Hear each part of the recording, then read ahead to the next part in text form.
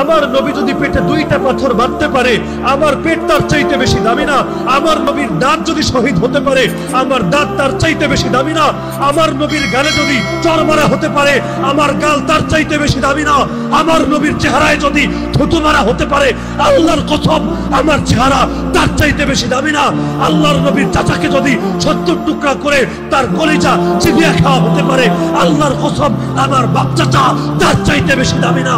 আরে আল্লাহর দ্বীনের জন্য যদি আল্লাহর নবীকে কাবা ছাড়তে হয়, মক্কা ছাড়তে হয়, পবিত্র ঘর ছাড়তে হয়, আমার ঘর, আমার এলাকা, আমার দেশ তার চাইতে বেশি দামি না?